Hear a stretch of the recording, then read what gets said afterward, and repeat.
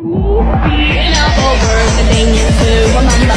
The scene starts to tumble to the sound of the drums. Oh boy, there ain't no need to fight a silent ring. It ain't no big thing, just show her a little. Waalaikumsalam warahmatullahi wabarakatuh. Jadi saya akan mempresentasikan materi fiberoptik dan mewakili kelompok 1 Nur Rahmawati, juga sesama dia juga Siti Maisa.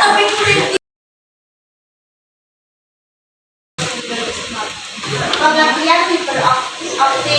Seram optik adalah saluran transmisi atau sejenis kabel yang terbuat dari kaca atau plastik yang sangat halus dan lebih kecil dari helai rambut dan dapat digunakan untuk mentransmisikan sinyal cahaya dari suatu tempat ke tempat lain. Fiber optik atau seram optik adalah saluran transmisi yang terbuat dari kaca atau plastik yang digunakan untuk mentransmisikan sinyal cahaya dari suatu tempat ke tempat lain. Cahaya yang ada di dalam seram optik sulit keluar karena indeks bias dari kaca lebih besar daripada indeks bias dari jari. Sumber cahaya yang digunakan adalah laser karena laser mempunyai spektrum yang sangat sempit. Kecepatan transmisi seram optik sangat tinggi sehingga sangat bagus digunakan sebagai saluran komunikasi. Seram optik umumnya digunakan dalam sistem telekomunikasi serta dalam pencahayaan sensor dan optik pencitraan. Di sana contoh gambarnya.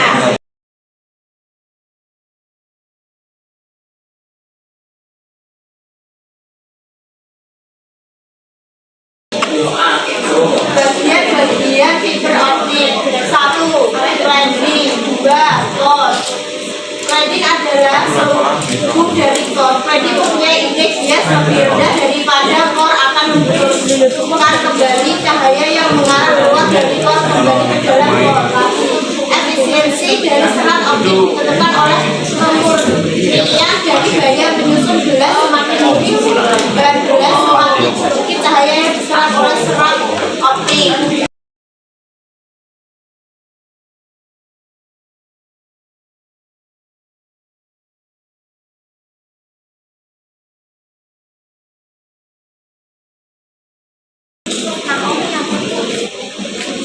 Berdasarkan mode yang dirambatkan, single mode serat optik dengan mode sama-sama kecil diameter mendekati sehingga cahaya yang masuk dalamnya tidak terpantul ke dinding. Landing multimode serta optik dengan diameter core yang agak besar yang membuat laser di dalamnya akan terpantul di dinding landing yang dapat menyebabkan berkurangnya dinding dari seram optik di sini. 2. Berdasarkan indeks bias step index. Pada serat optik, step index memiliki indeks bias yang homogen. Gradient index indeks bias core semakin mendekat ke arah landing semakin kecil. Jadi pada gradient index pusat core memiliki nilai indeks bias yang paling besar. Serat gradient index kemungkinan untuk membawa gradient yang lebih besar karena yang positif dapat digunakan minimal.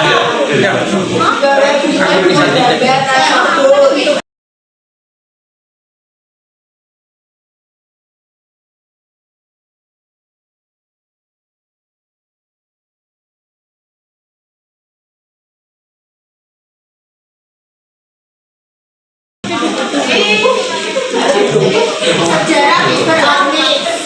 Penggunaan cahaya sebagai pembawa informasi sebenarnya sudah banyak digunakan sejak zaman dahulu. Dari sekitar tahun 1930-an, para ilmuwan Jerman mengawali eksperimen untuk mentransmisikan cahaya melalui bahan yang bernama serat optik. Perkembangan selanjutnya adalah ketika para ilmuwan Inggris pada tahun 1958 mengusulkan prototipe serat optik yang sampai sekarang digunakan, yaitu sekitar awal tahun 1960-an. Perubahan fantastis terjadi di Asia, yaitu ketika para ilmuwan Jepang berhasil membuat jenis serat optik yang mampu mentransmisikan gambar.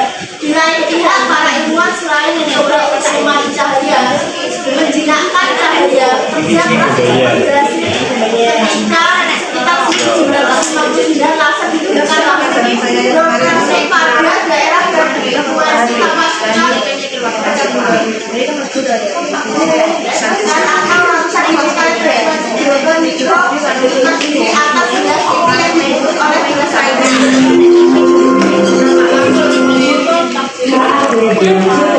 Contoh gambar.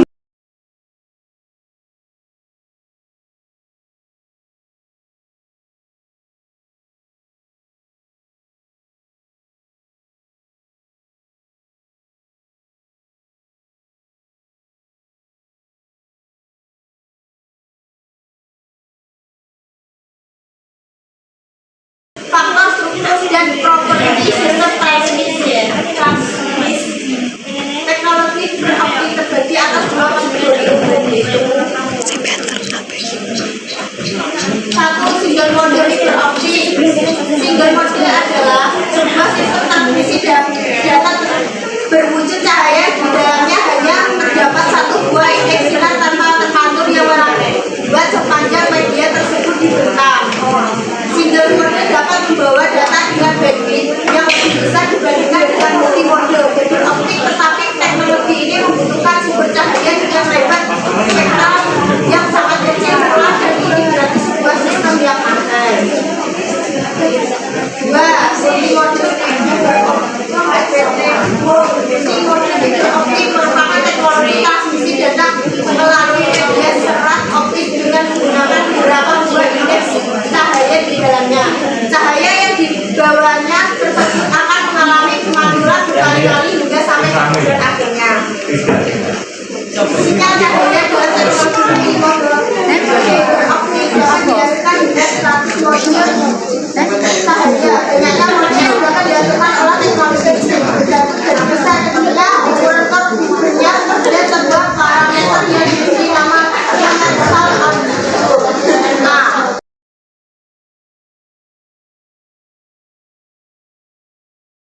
Keuntungan fiberoptik berkemampuan membawa lebih banyak informasi dan mengantarkan informasi dengan lebih akurat dibandingkan dengan kabel tembaga dan kabel koaksial. Kabel fiberoptik mendukung data rate yang lebih besar, jarak yang lebih jauh dibandingkan kabel fiber sehingga menjadikan ideal transmisi secara jarak digital. Sebagai dasarnya seratnya dibuat dari kaca tidak dipengaruhi oleh korosi dan tidak berpengaruh pada zat kimia sehingga tidak akan rusak sebaliknya pada konsentrasi tertentu sampai dari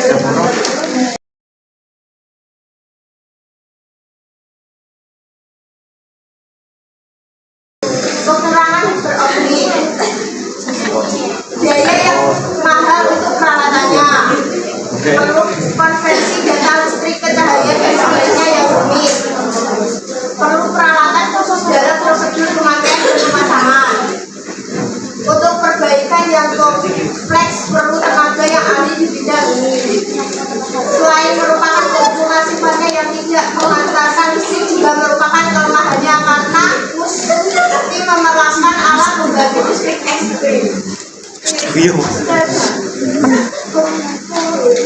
Di samping adalah contoh kekurangan fiberoptik tidak menyalurkan energi pada sistem PPAT transmitter dan receiver, perlu mengubah energi listrik ke optik dan seterusnya.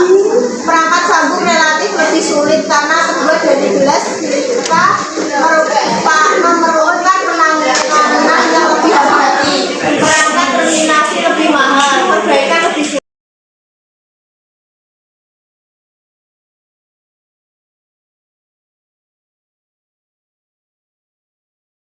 Generasi perkembangan fiberoptik 1, generasi pertama mulai 1995. Sistem masih sederhana dan menjadi dasar bagi sistem internet. Misal suara menjadi sinyal listrik, transmitter mengubah sinyal listrik menjadi sinyal gelombang berupa gelungan panjang gelombang 0,87 mm. Generasi pertama ini pada tahun 1978 dapat mencapai kapasitas transmisi 11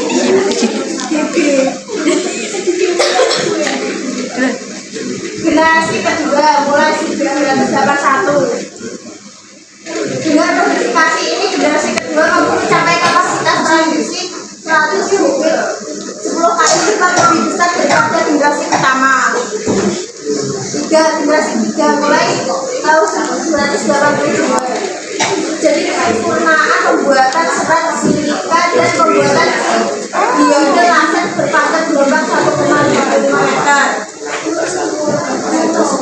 Contoh gambar tersebut.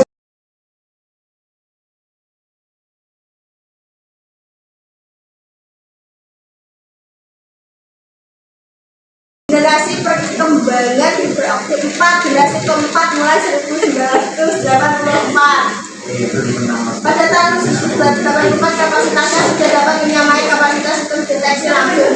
Sayang generasi ini terhambat perkembangannya karena teknologi piranti, sumber dan generasi frekuensi masih jauh tertinggal. 5. Generasi keempat mulai 1989. Pada generasi ini dikembangkan suatu penguat optik yang menggantikan fungsi rekayasa pada generasi sebelumnya. Dengan adanya penguat optik ini kapasitas transmisi melonjak hebat sekali.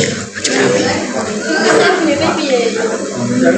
Generasi pada tahun 1998 F mulai mengeluarkan monopolis komunikasi saliton. Saliton adalah pusat gelombang yang terdiri dari banyak komponen panjang gelombang. Komponen-komponennya seperti panjang gelombang dan berbeda hanya sendiri dan juga memiliki tulisan.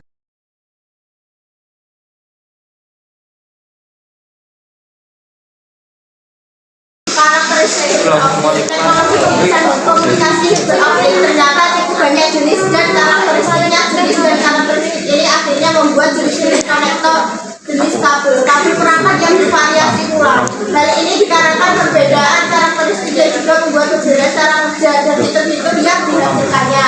Teknologi komunikasi fiberoptik menjadi sebuah teknologi menjadi beberapa nanti disebabkan oleh dua faktor, yaitu faktor struktural dan dari media pembawaannya dan faktor properti dari sistem transmisinya.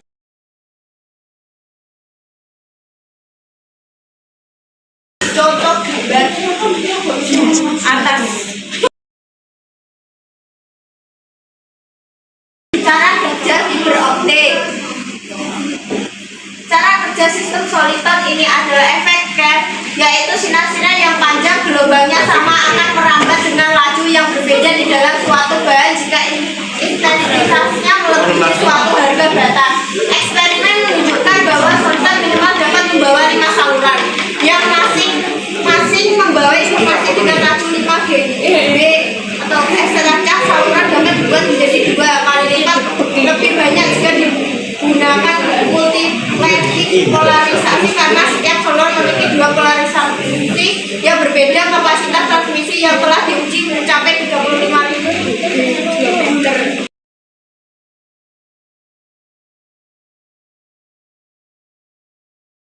Contoh cara kerja fiberoptik. Sinar dalam fiberoptik berjalan melalui inti dengan secara mengatur dari landing dan hal ini disebut total internet reflection karena landing sama sekali tidak menyerap sinar dari inti kamar tetapi dikarenakan ketidakmurnian kaca sinyal cahaya.